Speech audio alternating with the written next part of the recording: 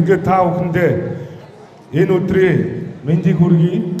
10-11-р ангийн хүүхдүүд ч гэсэн өнөөдөр мэрэгжил сонгох энэ аянд хамрагдаад за тэгээд мэрэгжил сонгоход чинь бас та бүхэнд бас нэг 2-3 жил байна уу?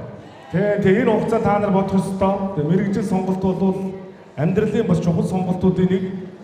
Тэгээ сая бол манай одоо засаг дарга бол яаж мэрэгжил сонгосноо ярьлаа. Тэгээ би бол нэг их төвөггүй сонгосон. Гэхдээ бол би их олон зүйлийг боддог байлаа. Төгсөөд энэ их сургуулийн археологийн ангид ороод яагаад орсон гэсэн чинь их сургуулийн хажуугаар явж исэн их сургуулийн 2 дугаар байр их гоё санагдаад. Их орчин их гоё санагдаад.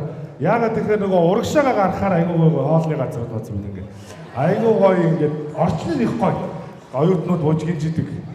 Тийм учраас ерөөсөө л энийг сонгоё гэдэг. Олдсон нэгэд очиод сонгоод орчлоо. Тэгээд нэг 2 сар сурж исэн чинь шалгалт авах боллоо. Тэгээд шалгалт авсан чинь баахан юм чулуу гаргаж ирээд энэ хаанаас олдсон чулуу вэ гэж асуусан.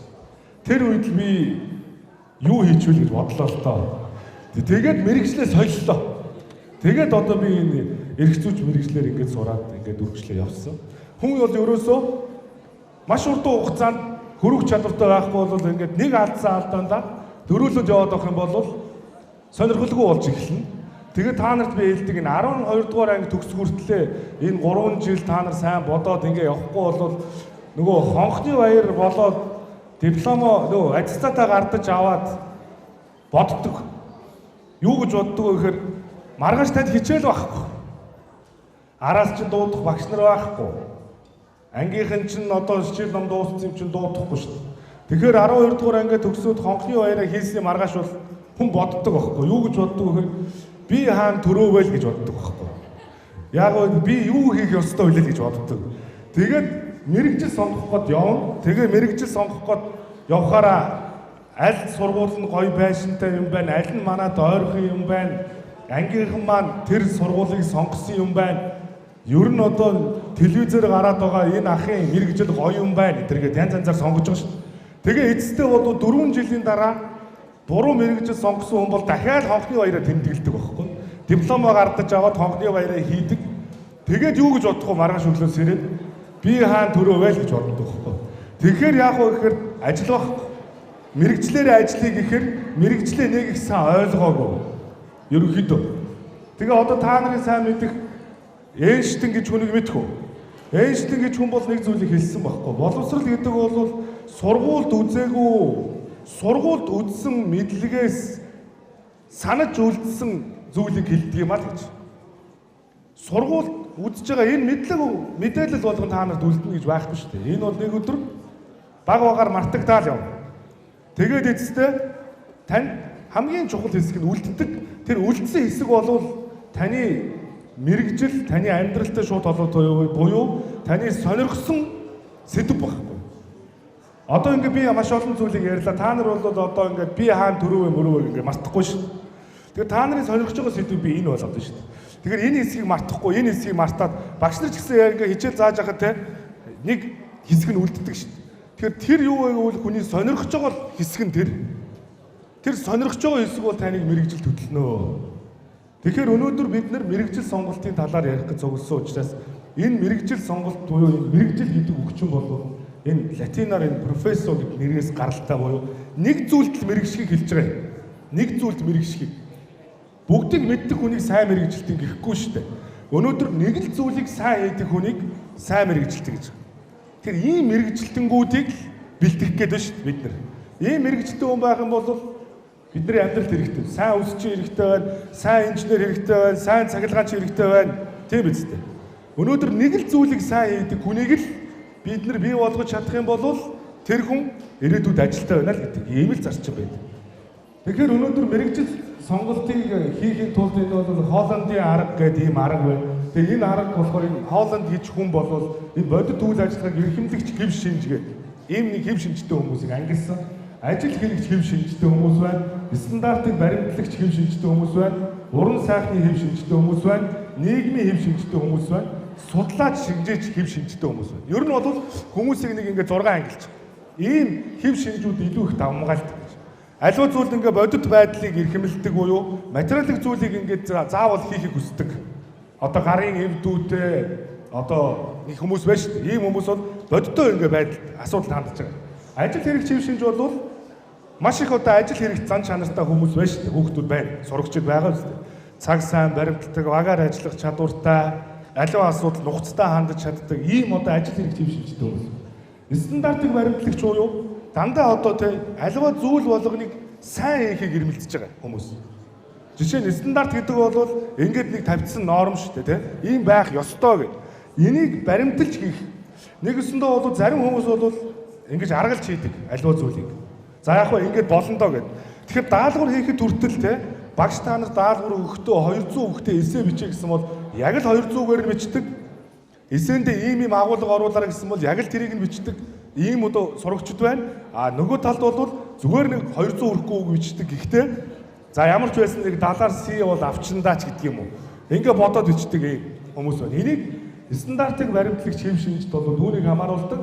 Уран сайхны хэв шинж бол нэг ийм хүний тархиж хоёр хувааж байгаа бол нэг тархийг илүү хөгжсөн аливаа зүйлд нэг уран сайхны мэдрэмжтэй хандаж чаддаг нэг ийм одоо хэв шинжтэй хүмүүс байдаг. Нэгсэндээ бол уран сайхны торгон мэдрэмжтэй ийм сайхан дуулдаг, хуурддаг, зураг зурдаг тийм ийм аливаа зүйлийг мэдрэмжээр хийж чаддаг.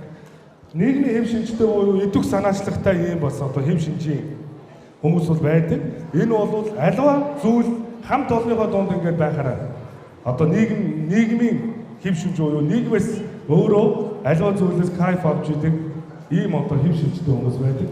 Судлаач гэдэг хэв шинжид болохоор ерөөсөө аливаа зүйлийг дандаа одоо судалж шинжилж идэг нэг иймэрхүү онцлогтой. Тэгэхээр та нар бол энэ 6 хэв шинжийг би алинд нь хамаарагдах болоо гэж бодож байгаа. Тийм үү? Тэгэхээр та нар бол дотооддоо бол ингээ би өөрөө нэг ийм хэв шинжтэй хүн байна гэдгийг ингээ мэдчихлээ шүү дээ. Одоо тэнд бол яг мэрэгжлийн талаар ярьж байгаа хөө хоорондоо. Чи аль хэв шинжтэй, аль хэв шинж чамд авгаалсан. Яг тэнд бол яг тэгээ яриад сууж байгаа. Тэр залуучууд ингээ дорн сэтгэгээд яриад тийм. Тэнд бол ерөөсөн маш их ярьж шүү дээ. Хэв шинж нь аль нь чухал вэ гэх. Тэгээ нэг Америкийн хоёр өндөр байна шүү дээ. 9-р сарын 11-нд ямар үйл явдал болсон? Ямар үйл явдал болсон? Тэнд нэг дэлхийн хоёр өндөр барилга яасан бэ? За харин тэрийг л асуух юм. Нэг юм болсон л гэдэг шүү дээ.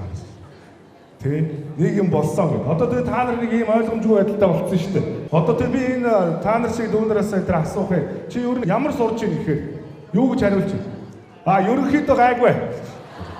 Ерөнхийдөө гайгүй гэдэг дүн бол ер нь байхгүй шүү дээ. Тэгээ би асуудаг үстэй. Нийгэм гэж юу юм? Нийгэм гэж юу юм? Тийм. Айгүй өөрийнхөө өнцгөр тайлбарлаж байна. Гэхдээ энд ч та нар юу гэж хэлдэг вэ? Хүн гэж юу юм? За ингээ янзаар асуугаар би бол айгүй та нараас ямар асуулт асууж юм? Ойлгомжтой асуулт асууж шүү дээ. Тэр та нар бол ийм болцсон байхгүй. Их ойлгомжтой юмыг л гэдэг болцсон. Хүн гэж юу вэ гэхээр ойлгомжтой шүү дээ. Нийгэм гэж юу гэхээр мэдээч юм яриад байгаа. Тэгээд ойлгоод байгаа юм шиг мөртөө ойлгодгоо, мэдээд байгаа юм шиг мөртлөө мэддэггүй хүмүүс болчлоо шүү дээ бид нар. Тийм биз? Тэгээ би энэ уулзалт болгон дээр байнга хэлээд байгаа шүү дээ. Юу гэдэг вэ гэхээр энэ зогсож байгаа энэ хүн хэм? Энд би нэг хүн зогсож. За тэнд сууж байгаа тэр хүн хэм? За би энд нэг хүн гаргаад ирээ. Хүн дээр жишээ аваа яах вэ? Энд нэг хүн гаргаад ирээ. Энэ хэм бэ? Энэ хэм? Энэ бол болдын төрсөн дүүтэй суугаад салсан нөхрийнх нь хүүхэд. Энэ хэм бэ? Болдын төрсөн дүүтэй суугаад салсан нөхрийнх нь хүүхдээ. За энэ хэм? Одоо энэ хэм? Болдын төрсөн дүүтэй? За баярлалаа. Та нар мэдчихлээ те. Та нар болдыг таних уу? Төрсөн дүүг нь харсан уу? Суугаад салсныг мэдэх үү? Нөхрийг харж ирсэн үү? Тэгээ юу хүүхдийн яриад байна? Тэгээд та нар бол нэг юм болчиход байгаа байхгүй. Болдыг танихгүй, төрсөн дүүг мэдхгүй, суугаад салсныг мэдхгүй, нөхрийг танихгүй, хүүхд тэгсэн мөртлөө хүүхдийн яриад байгаа байхгүй. Тэгэхээр бид нар чинь нэг мэддэг юм шиг мөртлөө мэддэггүй, ойлгоод байгаа юм шиг мөртлөө ойлгохгүй л болчлоо л доо. Тэгэхээр тэр нөгөө хоёр өндөр юу боллоо? За би энийг ярихаа болоо өөр юм ярина. Ярих уу? Ярих уу? Ярихгүй. Ярих уу? Тэнд нэг хоёр өндрийн хажууд нэг хөшөө байдаг байхгүй юу? Тэр хөшөө хэний хөшөө вэ? Энэ долларын дэвсгэртэн дээр байдаг Бенджамин Франклин гэж хүн мөн үү? Хөшөө тэр зураг нь байдаг те. Тэр Франклин гэж хэм? Америкийн. За, тэр хүн яасан бэ гэхээр тэр хөшөө байна. Тэр хөшөөний хажууд нэг түүх байна. Тэр түүхэнд юу гэж үтсэн бэ гэсэн чинь тэр Франклины хөшөөнөөс нэг хүн 3 өдөр 3 шөнө гуйлга гуйсаа. Амьгүй хөшөөнөөс ч дээ. Тэгээ хүмүүс хажуугаар нь явахдаа бол өдөр нь явсан, шөнө нь явсан. Тэгээ явж байгаад энэ одоо юу гэж бодох вэ та нар хөшөөнөөс гуйлга гуйж байгаа юм бэ? Одоо энэ манай энэ Чингис Соосо сургуулийн гадаа энэ 3 хүний хөшөө, энэ 3 хүн хэм? Ерөөсөө Черчилль, Сталин 3 байна. Энэ хөшөөнөөс нэг танай ангийн нэг хүүхэд 3 шөнө 3 өдөр гуйлга гуйвал та юу гэх вэ? Энэ бол эрүүл хүн биш байна л гэж бодно үстэй. Тэгээ 3 өдөр 3 шөнө гуйлга гуйсны дараа тэр хүн нээс очоод хүмүүс асуусан. Та ингээ галзуу юм уу? Чи амьгүй хөшөөнөөс юундаа гуйлга гуйсан бэ гэсэн чинь юу гэж хэлсэн бэ гэхээр би өөрийгөө үгүй гэдэг хариултанд дасгах гэж энэс 3 өдөр 3 шөнө гуйлга гуйсан юм а гэсэн. Үгүй гэдэг хариултанд яагаад дасгах гэсэн бэ гэвэл би тэр бизнес хийж байгаа дампуураад тэгээд бүх юмд тим гэдэг хариулт байдгүй юм байна. Аливаа зүр дандаа бэрхшээл байд юм байна. Үгүй гэдэг хариултанд өөрийгөө дасгах гэсэн юм а гэж хэлсэн. Ингээд тэр хүн хэн байсан гэж бодож байна. Тэр хүн бол өнөөдөр Dell корпорацийг үндэслэгч дэлхийн 10 тэрбумны нэг Майкл Dell гэдэг хүн юм а. Ингээд үгүй гэдэг хариултанд дасгасны дараа тим гэдэг хариултыг хайхын тулд тэр дахиж хөдөлмөрлөд Dell гэдэг дэлхийн том IT-ийн компаниг байгуулсан компьютерийг та нар мэднэ шүү дээ, тийм? Ийм түүхтэй. Тийм учраас тим гэдэг хариулт олон байхгүй. Үгүй гэдэг хариулт бол олон тохиолдолд үгүй гэдэг хариултын цаана тим гэдэг хариулт байгаа. Гэдэг учраас мэрэгжил сонгоно гэдэг болвол шууд төгсөөд ажилдаа болох үгүй асуудлыг та өөрөө шийдэх. Тэг хэн ажилдаа болдгоо гэвэл хүн сонирхлоороо мэрэгчлийг сонгосон ажилдаа болно. Тэгэхээр энэ хэм шинжүүд дотроос одоо энэ хэм шинжүүд гарч ирж байна. Тэгэхээр мэрэгжил сонголтод юу нөлөөлдөг юм бэ гэхээр ерөөсөө мэрэгжлийн талаар мэдлэгтэй байх. Тэр мэрэгжил ямар мэрэгжил юм бэ? Хэдэн мэрэгжил байдаг гэж бодож байна. Монгол 7000 мэрэгжил байна. 7000 шүү дээ. 7000 мэрэгжлээс бид хэдийг сонгодог вэ? Бид 50 гаруйг л сонгож байгаа. Тэгвэл 50 гаруйгаас 5 мэрэгжлийг нь 70% сонгож байгаа. Европын холбооны улсууд байгаа. Европын холбооны улсуудын хүүхдүүдээс 12 дугаар анги хүүхдүүдээс судалгаа аваад үзэхээр ямар мэрэгжлийг сонгох вэ гэхээр 75% нь багш мэрэгжлийг сонгож байгаа. 75% нь та нараас судалгаа аваад үзэхээр 7% багш мэрэгжлийг сонгохгүй. 7%. Яагаад ингэж багш мэрэгжлийг сонгож гэж бодож байна? Тэр Европын орнуудад жишээ нь тэр Финланд, Швед, Норвег гэдэг ингээ улсуудад багшийн цалин энгийн үнээс 3 дахин өндөр байна. Тэгэхээр яаж тэр мэрэгжлийг сонгоно үсттэй. Та нар бас тэгдэг үстэй. Хуульч мэрэгчлээ сонгох юм бол шүүгчийн цалин өндөр, прокурорын цалин өндөр гэдэг тийм.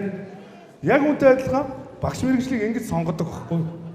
Өнөөдөр манад бол ийм. Харин тэгсэн чинь манад Voice of Mongolia авиаслаг монголчууд энэ гарснаас хойш бол дуучин болох хүмүүсийн хүсэлмөрүүд асар их өссөн. Одоо сүүлийн үед бол ер нь дандаа одоо дуурийн дуучин, эстрадын дуучны мэрэгчлүүд их эрэлттэй байна шүү дээ. Бүгдээрээ од олъё гэж бодож шүү дээ, тэ. Тэгж бодож байна уу та нар? Тэгтээ од болох гэж байгаа хүнийг битгий хуульч болгочоорой. Тэр ангийнхаа дуулдаг хүнийг дуучнаар нь явуулаарай. Бүжгэлдгийг нь бүжигчин болгоорой. Зурдгийг нь зураач болгоорой гэж би хэлэх гээд байгаа хгүй. Тэгэхгүй та нар болохоор яадаг вэ гэхээр нөгөө гоё дуулдаг дуучин болгож ирсэн хүнийг аваад математикт сайн хэсэг бүлэг нөхдүүд математикийн ангид оруулцдаг байхгүй юу? Тэгээ та нар юу гэж хэлдэг вэ? Оо найзууд нь чамааг өстө аваад гарна. Тэгдэг үстэй. Оо бид дөрүүлээ найзалдаг чи тоондоо муу. Гэхдээ чамааг аваад явна. Гэхдээ чамааг энэ математикийн ангид ороод чи бодож чадахгүй байсан чи бид нэр зохицуулна гэдэг.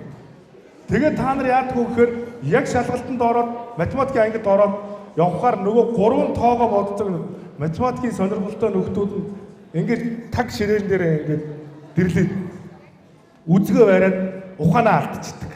Тэгээ нөгөө бодож чадахгүй нөхөр яах вэ?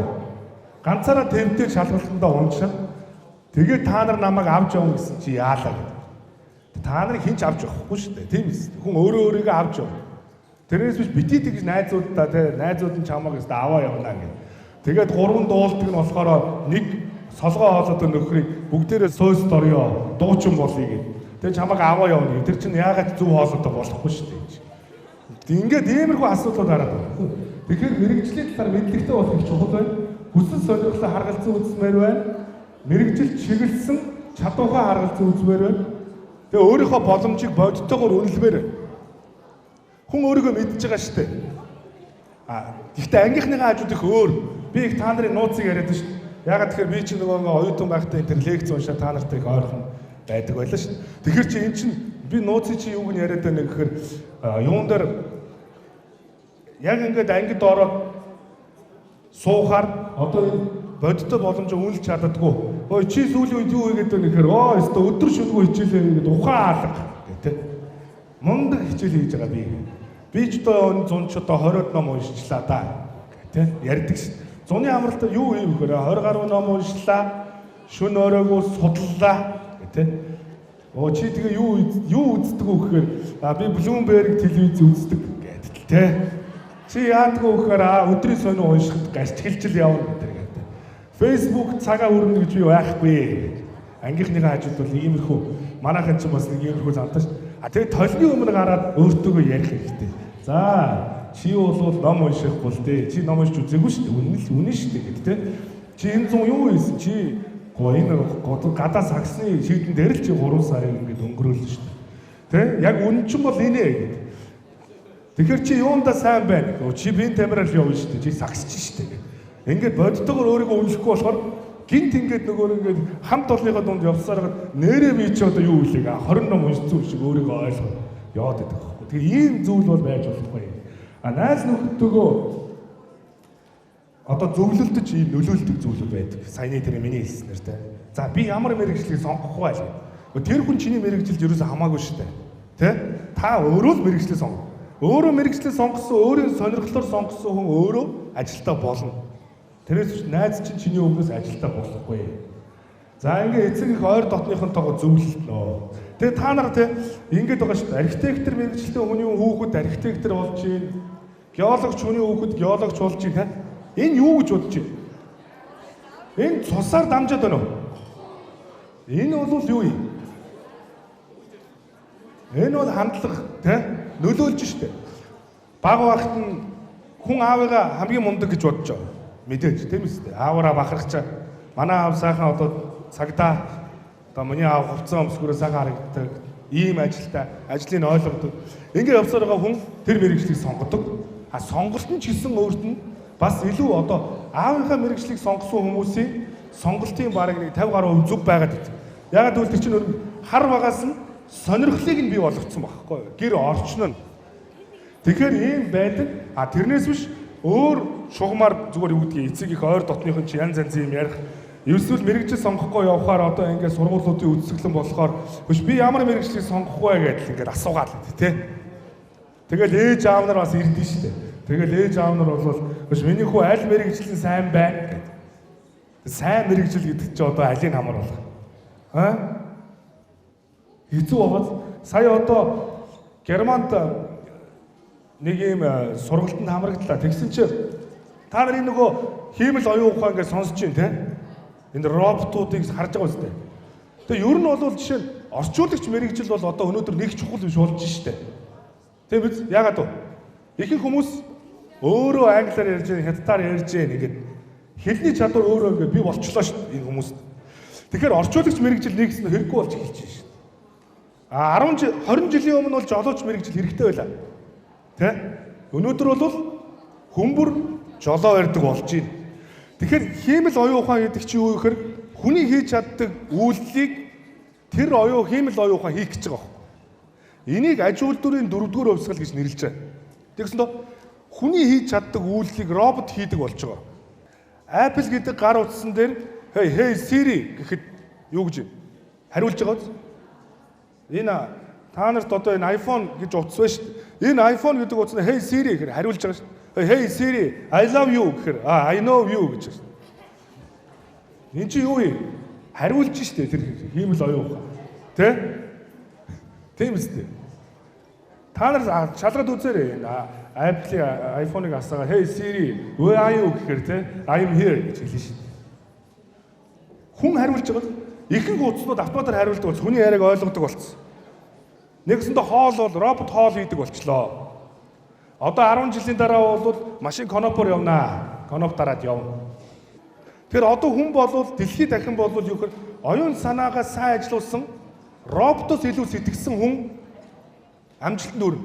Тэрс роботын хийж чаддаг ажлыг хийж байгаа мэрэгжилтэн энэ дэлхийн ертөнцид хэрэггүй болчихлоо шүү дээ. Роботоос хүн гэдэг чинь оюун санаат хүн гэдэг чинь оюун санаагаа ажилуулж хийж бусдаас роботын хийж чадахгүй зүйлийг. Тэгэхээр би та нарыг юу гэхээр роботын хийж чадахгүй зүйлийг л сураа. Робот бол юу хийж чадахгүй? Чин сэтгэлээсээ ажлыг хийж чадахгүй. Эсвэл шинийг сэтгэж чадахгүй. Тэ? Шинэ арга барилыг олж чадахгүй. Робот бол програмчлалын дагуу хий гэснийг хий. Ийм л ажил. Тэгэхээр энэ их чухал байна. Ингээд мэрэгжлийн хүмүүсээс зөвлөгөө мэдээллүүдийг авч сонгож байгаа тохиолдлууд байна. Ажил мэрэгжлийн төлөвлөгөөгөө харгалзан үзэж байгаа. Ингээд мэрэгжил сонголтын эдгээр зүйлүүд бол нөлөөлдөг. Тэгэхээр эдгээр зүйлүүдийн үр дүнд бид нар ямар алдаа гаргадаг вэ гэхээр бид хүмүүсийн нөлөөнд автаж сонголт хийх юм бол алднаа.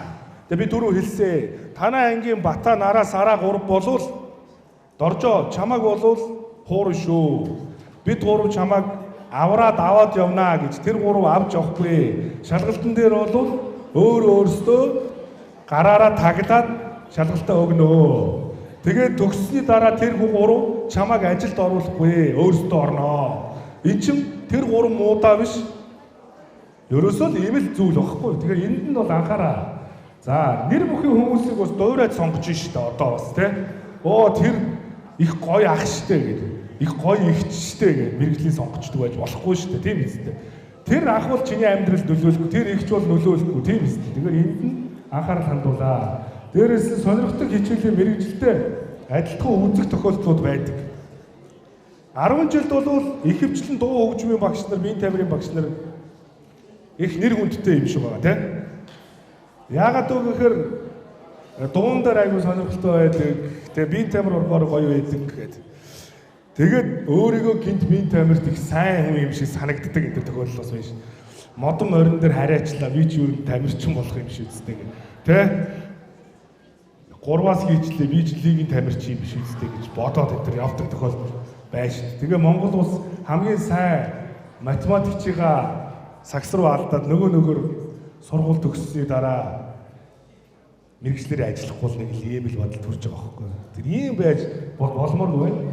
Ингээд боломжоо боддоор нь үлдэхгүй буюу түрүү хэлснээр нөгөө боломжийг боддоор нь үлдэхгүй гэсээ болоод нөгөө хиймэл дүр эсгэж явж байгаа түүндээ итгэдэг байна шүү дээ тий. Тэгээ та нарт би хэлээд байгаа. Нэг одоо царай муутай хүн бол нэг хүнд царайлаг болохыг яриул та нар итгэхгүй үстэй гэж. Танай ангийн одоо хамгийн одоо махлаг одоо нэг хүүхэд байлаа гэж бодё гарч ирээд та нар турах аргыг заавал та нар итгэхгүй. Гэхдээ одоо эн чинь царайлаг хүн царайлаг болохыг ярина шүү дээ тийм үү? Нүүрний гоо сайхнаас сахихыг өөрөө айгүй их одоо нүүрэн дээр их юм гарцсан хүн бол ярихгүй л байгаа юм л да. Тэгэхээр эндээс юу хэлэх гээд байна гэхээр ерөөсөө тэр нэг хиймэл байж болохгүй боломжоо боддоор үнэлээ. Тэ? Эргээд бодох. Өнөөдөр 100-аар гэдэг дүн бол байхгүй. 100-аар гэдэг дүн. Миний улсын шалгалтын дээр бол 100-аар гэдэг дүн байсан. Би энэ дипломыг бариад би англи магистрт орохдоо багштай үзүүлсэн. Манай багш бол хэлсэн. Чи бол дэлхийд байхгүй хүн гэж. Юу намайг шоолж байгаа. Яасан гэж чи бол 100% мэдлэгтэй гэж. Чи бол дэлхийд байхгүй хүн байна гэж намайг шоолж байгаа. Тэгээ нэг удаа тэр багш жилийн дараа надаас шалгалт авчаад хичээл дээр намайг магтлаа. Чи бол ерөөсөө ангийнхаа одоо дунд одоо бараг л төрсөн хүн гэж намайг ч одоо би ч одоо шалгалтыг чи ямар гайхалтай өгөө гэх. За би ч одоо 3 хоног агуу хүн гэж өөрийгөө бодоод явж илаа. Тэгээд шалгалтын ингээ материалыг надад өгсөн чинь надад далаар сий тавьсан билээ л дээ. Тэгээ би гайхаад гоо багш ч одоо намайг таач одоо юм юм. За чи миний заасан хичээлийг эхнээс нь ингээд шүүж үзэж хагаад 70% надад гоёдчүү, ихтчүү гэдгийг үзээрэй гэж хэлсэн. Тэгээ би эхнээс нь харсан 70% бол надад болсон байсан байлээ тэр үед бол. Манай ангийнхан бол яг хөвтэй ингээд ихийг нь унж мунцл юм байгаа юм л та тэгээд. Тэгээ би бас жоохон гайгүйсэн байж тээ тий. Тэгээд би өөрийгөө ангиасаа гайгүй гэж бодоодсэн чинь манай нөгөө ангид 80-аар авсан хүмүүс бас байсан л байхгүй. Тэгээд та нар бол би бол ангид бол лагштэй л гэж бодоод байдаг шүү дээ тий. Тэгэхээр та нарын үеийн хүүхдүүд бол Монгол улсын 21 аймаг байна. Мундаг залуучууд байна тий. Тэгэхээр та ангийнхантайгаа биш амьдрал дээр тэр залуучуудад өрсөлдөх юм байхгүй. Өрсөлдөх байхгүй. Тэр энийг бол бодох хэрэгтэй. Тэгээ иймэрхүү байдлаар бол бид нэр мэрэгжил сонгоход бол алдаа гаргадаг. Энэ алдаануудыг бид нэр цаашдаа гаргахгүй байхын төлөө хичээх ёстой. Тэгээ ер нь бол одоо энэ бидний амьдрал чи юуг шаардж байна вэ гэхээр ерөөсөө л ойлгоцыг тий үр дүнг шаардж байна. Дүнг биш, үр дүнг. Ерөөсөө би ном уншаад хэдэн хувийг нь ойлгосон бэ гэдэг асуу. Европод 12 дугаар настай 12 настай хүүхдүүд тэр PISA шалгалтыг авдаг. Оюуны мэдлэгийг практикт хэрхэн хэрэгжилж байна вэ гэдэг чадварыг л шалгаж байгаа байхгүй. Нэгснэ багш хичээл заалаа хэдийг нь чи хэрэглээд болгож чадаж байна вэ гэдэг. Ном уншаад чи зуны даалгаварт 10 ном уншаад тэгэхээр 10 номыг ингээд ширээн дээрээ тавьчихдаг. 10 ном уншаад ирлээ гэнгүүт багш чи 10 ном уншсан байна онц. За чи хэдийг уншсан 5. За чи 5-ыг уншсан байна дунд гэдэг ингээд дүн тавьдаг багш. Гэтэл 10 номыг уншаад ойлгоцыг шалгахаар 10 ном уншсан хүүхдээ ойлгоц 30% та 5 ном уншсан хүүхдээ ойлгоц 90% та байхад аль нь сайн юм бэ? 5 ном уншсан хүүхэд нь сайн байхгүй. Тэгэхээр бид өнөөдөр юу хүсэж байна гэхээр боловсрал болвол өөрөө хичээл дээр үзээд мартаагүй зүйл ч юм байхгүй. Юу хүн мартдаггүй юм бэ гэхээр сонирхсан юм мартдаггүй. Юу хүн сонирхд юм бэ гэхээр хүн түүндээ өөрөө нөгөө боломжоо боддоор үнэлээд би энийг чадна гэсэн юм мартдаггүй. Тийм биз дээ. Ойлгоогүй юмыг бол яг л марчдаг. Бид бол сонсоод мартаад хараад санаад хийгээд ойлгодог. Энэ бол энэ манай энэ дорны сэтгэлгээ. Юмыг сонсоод та нар яадаг вэ? Марчдаг. Одоо та нар миний ингэ ярьж байгаа зарим нь ингээд ганц хоёр үг тэмдэглэж авч байна. Зарим нь бичихгүй. Хэцүү юм ярьж, их буруу юм ярьж, маргааш мартана. Ганц үг тэмдэглэсэн байх юм бол үгийг нь яах вэ? Хараад санана. Тэгээд энийг та боломжоо боддоор үнэлнэ гэд толны өмнө очиод ярил хийгээд ойлгов. Энэ бол Монгол хүний зан. Энэ бол Аз, энэ Төв Азийнхны, энэ дорны сэтгэлгээт хүмүүсийн зан. Учраас аливаа зүйлийг сонсоод мартаж байгаа учраас заавал тэмдэглэж харжий. Дараа нь хийж. Ингэсэн цагт бол хүн олж авч байгаа мэдлэг чи ойлгомжтой болж эхлэв. Ингээд зүгээр нэг хичээлийг үзснээрээ би дуу хөгжмийн хичээл би сонирхолтой юмаа гэж бодсноор дуучин болох биш юм аа. Ерөөсөө тэр хичээл тэр сонирхолтой гэж болно. Гэхдээ та боломжоор эцэстээ яг юунд хүрэх чадахгүй гэж. Бид бол маш сайн өсчин болох ёстой хүүхдүүдийг дээд боловсролтой болгох гээд инженер болгочдөг. Энд бол алдаа байна шүү дээ. Тэ? Сайн өсчин алддаг. Тэгэхээр мэрэгжил гэдэг бол өөрөө нийгмийн эрэлт хэрэгцээн дээрээ суурилдаг, өөрийнхөө боломж бодит болцоон дээрээ тулгуурладаг зүйл багхгүй. Өөрийнхөө хэмжээгүй мэдэх ёстой үстэй.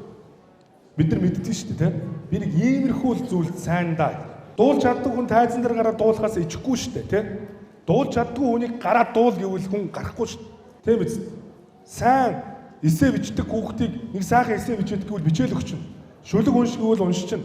Өнөөдөр намайг супер студент эдэргээд лекц уншиж хахад надаас асууж ирсэн. Би яаж ном уншдаг болох вэ? Яг та нарын үеийнх. Яаж ном уншдаг болох вэ? Надаас бид яаж англи хэл сурах вэ гэж асууж ирсэн. Одоо энэ гадуур байгаа олон сургалтын төвүүд байгаа. Англи хэлний хичээл зааж. Бүгд ийм урайтай. Англи хэл сурахын нууцыг задлана гэж. Тэгээ надаас асууж байгаа. Англи хэл сурахын нууц вэ? Нууцыг хаах гэж явсаар байгаа цаг алдаад байж бид нар. Англи хэл сурахад нууц байхгүй. Нэг л нууц байгаа. Англи хэл сурахын нууц бол сурах. Сайн мэрэгчлэн болох хүний юу хичээх л ёстой. Өөр юм баг. Энэ дэлхий дээр нууц байхгүй шүү. Компьютер шиг копи паст гэж хийхгүй шүү дээ. Тэ? Тэгэхээр сурах л ёстой. Тэгэхээр одоо та нарын нууцыг би тайлчлаа шин. Сайн сурахын нууц нь юу юм? Сурхаа. Өөр юм байхгүй. Нууц хаагаа явах юм бол цаг алдна. А тэгвэл би харин дахиад нэг нууц хэлье. Ном уншаад яаж ном уншдаг вэ гэхээр ингээд ийм зузаан ном харахаараа хүн яг сүрдээд байгаа шин. Пэ ямар ийм номыг уншиж барахгүй нэ. Тэгээ эхний 3 утсыг уншаад 4 дахь утсаасаа залхуу өрөөд гадаа сагсны шийд харагдаад, найзууд харагдаад дараад тэгээд гараад явж байгаа. Тэ? Өө эхний 4 утсан дээр л дахиад орж ирээд 4 дахь утсаас эхэлж идэл 5 дугаар утсан дээр зүрмэглэнэ. Унтнаа. Ингээд энэ ном байхгүй. Тэгэхээр би бол энийг өөр аргаар туршсан. Одоо 10 жилийн өмнө. Ерөөсөө энэ зузаан номыг бол ийм зузаан номыг ингээд 5 хуваачиж байгаа ингээд ураад зүгээр хинээс ч харуулахгүйгээр ингээд 5 ураад хуваачна. Тэг жижиг болчих штэ. Тэгээд би хүнд өгсөн. Harry Potter гэдэг зохиолыг чинь англи хэл дээр ингээд өглөө тэр нэг хүүхдэд өглөө шүү дээ. Ном уншдаг хүүхдэд өглөө. Тэгсэн тэр над руу 7 хоногийн дараа залгаж байна. Өшөө. Аха дараагийнх нь хэсгийг авъя гэж. Яагаад авч ирж бодож байна та нар? Би чи ингээд дураараа ингээд ураад тастаад өгчөөр чинь тэр чинь яах вэ? Үлгэрийн баатар явж байгаад гацчихгүй. Чи үргэлжлэл нөгөө хэсэгт байгаа шин. Тэгээд нөхөр юу гэж бодох вэ? Явж байгаад яасан бол гэдэг. Тэрийг мэдэх гээд шүү дээ. Явж байгаад нөхөнд унтсан юм уу яатсан юм. Тэгээр нь аваачаад маа гэд өгсөн чи явж байгаад нэг хүнтэй тааржээ гэд үргэлжилж байгаа байхгүй. Тэгээд нөгөө чинь шохорхож явсараад дахиад 7 өдрийн дараа ярьж шин. Үс дараагийн хэсгээ өгөөч л гэж. Дараагийнх нь яасан? Гинт гэд гацсан. Гинт яач вэ? Гинт л нэг юм болжтэй гэд нөгөө чинь шаналаад. Тэгээ 3 дахь нөгөөд ингээд 4 дахь нөгөө хамгийн сүүлд нь уншсан номнуудыг нь скотчтод чи ийм номыг уншлаа гэсэн тэр үгүүд дахиж тийм зузаан номноос айхаа болжээ. Ирээдүйн эзэд мэрэгжил сонголтын аян. Сайн байцгаана уу? Хавар цаг биднийг цэцгийн баглаатай огтон авлаа. Зарим төгсөгчдийн хувьд мөнгө хонхны баяраараа ямар костюм өмсөх вэ? Хэрхэн үсээ засуулах вэ? Ямар дээл, ямар даашин зар гоёх вэ гэж асуудал тулгарч болох юм. Энэ бол асуудал биш. Энэ бол зүгээр нэг зурган дээр л нэг аятайхан гарах төдийл зүйл юм. Хамгийн гол зүйл бол мэрэгжлээ хэрхэн сонгох вэ? Жангум шиг мундаг тогооч болох уу? Леброн шиг шилдэг сагсчин байх уу? Эйнштейн шиг эрдэмтэн болох уу? Ээжгээ нягтлан бодогч болох уу? Энэ таны сонголт. Яг энэ цаг үечдгийг сонголт тань ирээдүйг танд илэрхийлэх болно. Эцэст нь хэлэхэд бидний мэдэхгүй 100 мэрэгжил байгаа. Яг тань тохирсон гайхамшигт тэр мэрэгжил та нэгэн газар байгаа юм шээс олох хэрэгтэй. Мэрэгжил сонголтоо зөв хийгээд тууштай цэцгэрээ. Танд амжилтыг хүсье. Нэрэ мэрэгжлээ буруу сонгох юм бол бөө юм болж авсан тэрхүү дипломо шаал дэмий гэртээ хадгалах хэрэг гарна шүү. Амжилт. Ирээдүйн эзэд мэрэгжил сонголтын аян. Зохион байгуулагч хөдөлмөр нийгмийн хамгааллын яам, гэр бүл хүүхэд залуучуудын хөгжлийн газар. Тэгээ одоо цаашдаа бол мэрэгжлээ сонгоход бол алхмууд байдаг. Одоо энэ жишээ нь алхам 1 гэж мэрэгжил чиглэсэн хүсэл сонирхлоо тодорхойл, мэрэгжил чиглэсэн чадвах буюу чадамжаа тодорхойл, тэгээ мэрэгжлийн хэв шинж буюу түрүүний хэлсэн Холландын тэр нөгөө 6 хэв шинжээс нэгийг сонго. Ингээ өөрийн мэрэгжлийн зорилго хэв шинж буюу одоо энэ дээр тестүүд байгаа. Ингээ тестүүдээс оноо өгөөд сонгоно. За ингээд дараагийн алхам бол зонхлох хэв шинжтэй тохирсон мэрэгчлүүдийн жигсаалт гэж байгаа. Энэ мэрэгчлүүд жигсаалтуудаас нь сонгоод тэндээс нь 30 мэрэгчлийг сонгож авна. Ингээд судалж буй мэрэгжил бүртээ өөр тохирох хэсэг талаар дүгнэлт 30 мэрэгжил дээр гаргана. Ингээд хамгийн сайн дүгнэгдсэн мэрэгжлийг 30 мэрэгчлээ сонгоно. Ийм л алхам. За тэгэхээр одоо жишээ миний мэрэгжил чиглэсэн хүсэл сонирхол гэж юу вэ гэхээр жишээ нэгдүгээр мод, металл, даав гэх мэт материал ашиглан юмыг хийх. Та дуртай юу? Дургүй юу? Үндсэндээ дуртай, их дуртай гэж. Ерөнхийдөө дуртай гэж тэ. Эсвэл их дуртай, дуртайч биш, дургүйч биш. За энэ дээр оноо 0 1 2 3 гэж. Та тийм дуртай юу? Тавилга ахуй хэрэглээний техник зэргийг ингээд засах дуртай юу? Та нар дуртай хүмүүс бас байгаа шүү дээ. Дургуул гэдэг юм. Тийм. За байшин барих гэрээ засах юм. Мал өсгөх дуртай юу? Дургуу гэдэг.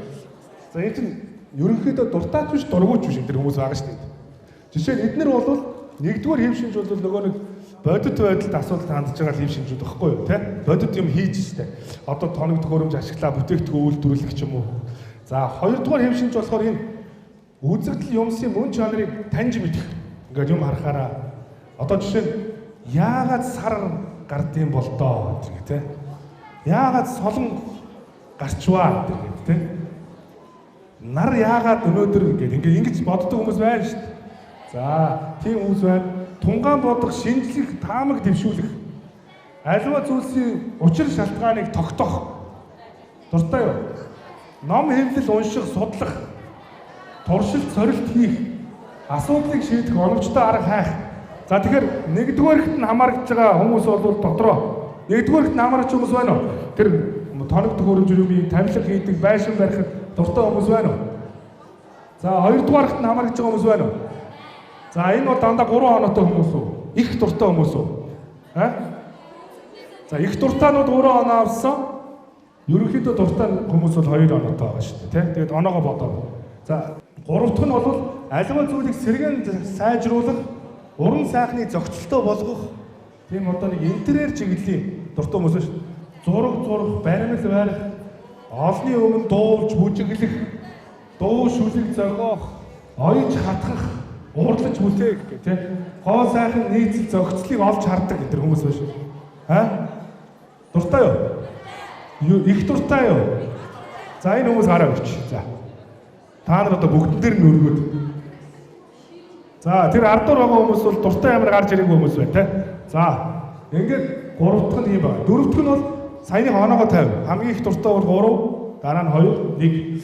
Хүмүүстэй харилцах, туслах, хүмүүсийг анхаарч халамжлах, хүмүүст зааж сургах, ойлгуулах, мэдлэг чадвартай болгоход нь анхаарах, хүүхдийг хамгаалах, аюулгүй байлгах. Ийм дуртай хүмүүс байна уу? Энэ одоо ерөөсө бүгдэнд нь дуртай хүмүүс болчихлоо. За, ийм хүүхэд хамгаалах хүмүүс байна уу? Асран хамгаалагч, харгалзан энэ ардаа бүгд багш нар байна шүү дээ. Та нарын үед л энэ багш мэрэгжил арай гэж сэргэх юм байна. Та нар багш болох юм байна те. Гэхдээ юу болох ч байна. Цэцэрлэгийн багш болох уу? Нийгмийн ажилтан болох уу? За, нийгмийн ажилтнууд гараа өргөе. За, энэ 3 оноо. За, үр дүнд хүрэх удирдан зохион байгуулах, тулгымцсан асуудлыг хийж гүйцэтгэх, хүмүүстэй ойлголцох, харилцаа тогтоох, шинийг бүтээх, ашиг орлого олох, бусадтай хамтарч амжилтанд хүрэх, уралдаан тэмцээнд оролцох, өрсөлдөх. Ийм дуртай хүмүүс, ер нь жоохон бизнесийн талруугаа хүмүүс. Бизнесмен болох хүмүүс байна уу? Энэ өстөө. Айгуу тийм хуурамтгай хүмүүс байна. Сая багш болох гэсэн хүмүүс бизнес болчихлоо шүү. За, дараагийнх нь тодорхой ажил үүрэг биелүүлэх, заавар зөвлөмжийн дагуу ажиллах, дүрм журмыг баримтлан хичээнгүүлэн ажиллах, эмхэлт сэгцлэх, системтэй болгох, тодорхой ажил хариуцсан, жигд ажиллах, шалгаж, нягтлах, алдаа илрүүлэх, залруулах, алдаа хянах. За нэг иймэрхүү хүмүүс байна уу? Нэг жоохон хууль талдаа эсвэл нэг төрийн албанд ажиллах нэг иймэрхүү нөхдүүд байна шүү дээ. Байна уу? Гараа өргөе. Энэ бүр одоо нөгөө бизнесмэнүүд зарим төрийн албанд явуулчихлаа. Гараа өргөцсөн үү? Энэ хүмүүс дотроо оноогоо бодороо. Энэ 6-гийн хаана намаас. За дараа. Тэгэхээр энэ бид бодит үйл ажиллагаа судлаач, уран сайхны нийгмийн ажил хэрэгч, стандартын баримтлагч гэдэг энэ 6 хэв шинж байгаа.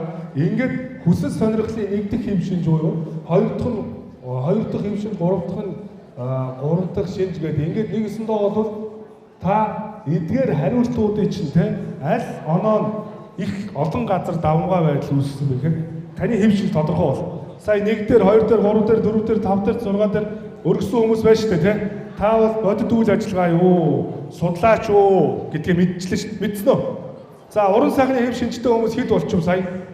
Дуулдаг, хуурддаг тэр хүмүүс олон байна. За, энэ нийгмийн хэв шинжтэй хүмүүс хаана? Нийгмийн ажилтан багш болох гээд байгаа нь сурган хүмүүжүүлэгч нар байна. Тэгээ ажил хэрэгч чанартай хүмүүс байна уу? Хаана? За, стандарт баримтлагч. Тэр саяны стандарт баримтлагч нь төрийн албан хяналт явуулдаг, шалгадаг, нягтладаг нөхдүүд байна уу? За, энэ нэг нөхдүүд юм байна те. За, та нар хэв шинжээ ойлгосон уу? Дотроо ойлгочоорой ингээ хэв шинжээ. За. За мэрэгжил чиглэсэн чадвах гэж байна. Бас одоо та нар хэв шинжтэй болсон. Одоо чадвах машин техникийн дотоод байгууламжийг мэдэн зөв ажиллуулж чадах уу? Машин моторыг задлаад угсрах уу? Техник хэрэгслийн гэмтлийг олж чадах уу?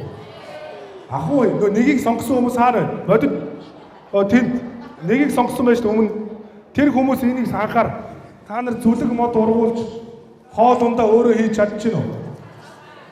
Байшин бариад гэрээ засах уу?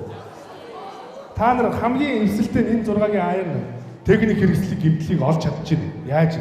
За энэ 6-аас нэгийг тодор нэгийг аваараа та нар. Саяны хэв. За 2 дугаар хэв шинжийг сонгосон хүмүүс байна уу? Түрүүн хэв шинжээ сонгосон хүмүүс байна уу? 2 дахь. Бага тий. За та нар хар. Та нар судалж буй хичээлд анхаарлаа төвлөрүүлж чадчихна уу?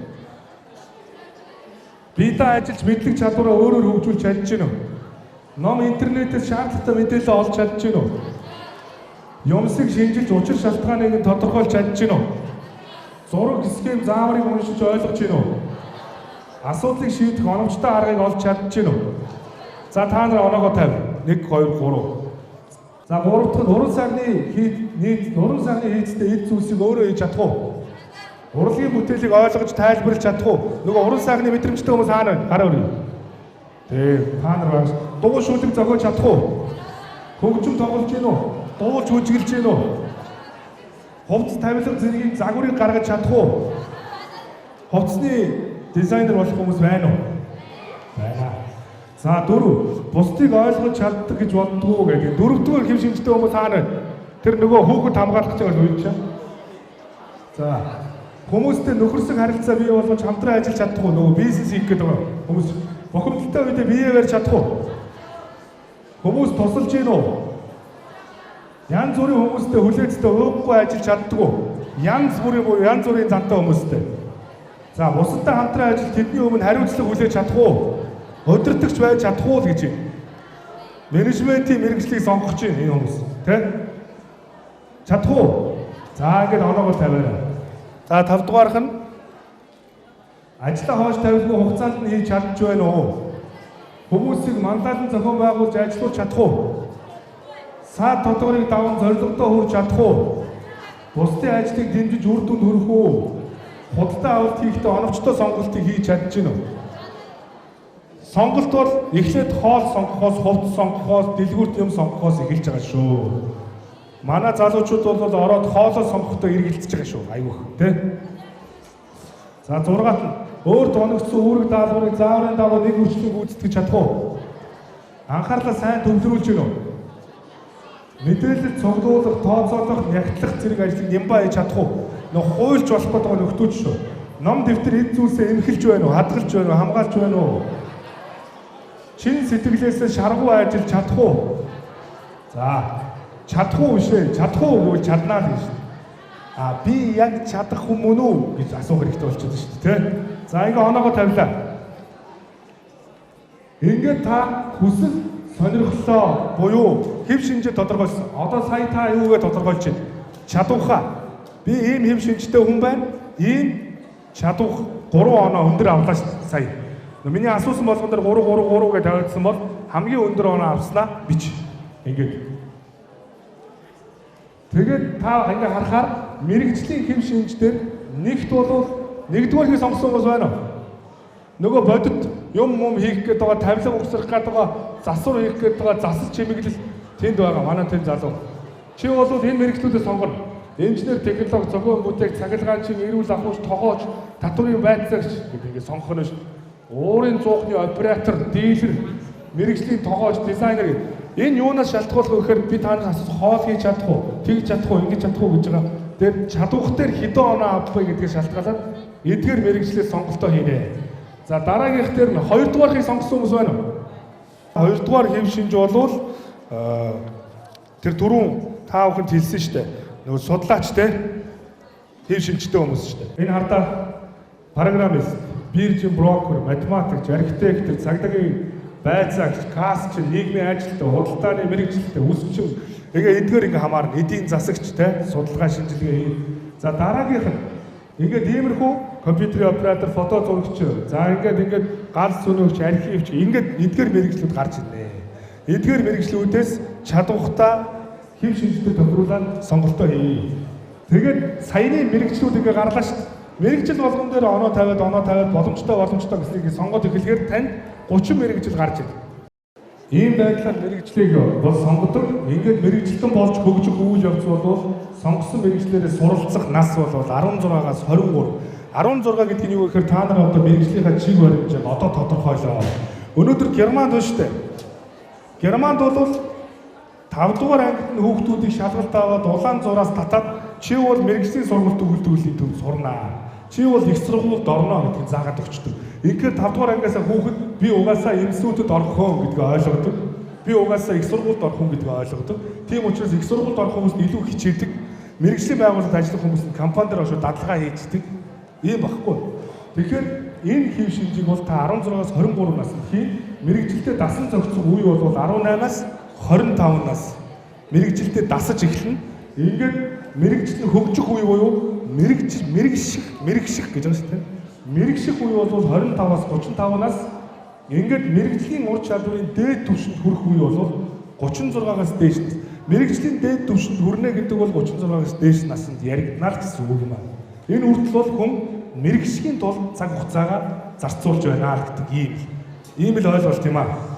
Тэгэхээр мэрэгжил бол таны амьдралдаа салшгүй холбоотой зүйл учраас мэрэгжил сонгохдоо сэтгэлийн хөдлөлөөр биш, хэн нэгний ятгалгаар биш, найз нөхдийн зөвлөгөөгөөр биш, өөртөө итгэл үнэмшлээ төрүүлээд мэрэгжлээ сонгохын тулд анхаарч ажиллах нь та бүхний хичээнгүйлэн одоо анхаарах гол зүйлийн нэгэ гэдгийг би одоо эрхэм дүүнэр та бүхэнд хэлье гэж бодсон. Мэрэгжлээ зөв сонгороо тэгээд та нарт би хэлье. Та нарын өвгдөөс бидний өвгдөөс бол энэ Монгол улсын ингээ бие даасан байдлыг авчрах гээд энэ дэлхийн 2 дугаар дайны үед энэ 3 хүн Монгол улсын тусгаар тогтнолыг ярьж исэн. Энэ хөшөө түүхэн дурсгалтай хөшөөний өмнө бид ярьж байна. Би юу хэлж байгаа гэхээр бидний өвгдөөс бол бүгдээрээ зэвсэг бариад одоо пуу шийдэн бариад тулалдаж эх орноо хамгаалсан. Тийм биз? Өнөөдөр 21-р зуунд та нар бид нар залуучууд бол буу шийдэн барьж эх орноо хамгаалахгүй. Бид юу барьж хамгаалах вэ гэхээр оюун санаагаа мэдлэг боловсрлоо барьж эх орноо хамгаална. Тийм учраас оюун санаагааны тусгаар тогтнол бий болох ёстой. Өнөөдөр манай улс нийт газар нутгийнхаа 0.5% дээр хүн амынхын тал нь оршин суугаа ийм улсаа, ийм улс дэлхийд байх. Тэгэхээр бид цаашдаа хүндээ суурилсан та нарын толгой тархинд оюун ухаанд суурилсан хөгжлийг бий болгоно. Тийм учраас би энэ залуучуудыг энэ 10, 11-р анги би миний одоо энэ сонгогдсон газар сурж байгаа та нар. Эндээ сурж байгаа дүүнэрийгээ Монголын ирээдүйд та нар дутагдж байна. Ах нь бол одоо ингээд чадлаараа ажиллаа хийгээ явъя. Та нарыг би энэ нийгэм энэ ажлын байр дээр гараад ирэхэд тодорхой үр дүнд хүрэхийн тулд хичээн ажилланаа. Ингээд Монголын ирээдүй та нараар цангаж байгаа сайн залуучуудаар, сайн оюун ухаантай мэдлэг боловсролтой залуучуудаар цангаж байгаа тэдгээрийн том төлөөлөл нь бол та нар болно гэж хэлмээр байна. Ингээд ирээдүйд нийгэм цаахан уулзсан мэрэгчлээ зөв сонгоод ороод ирээрээ нийгэмдээ баярлалаа.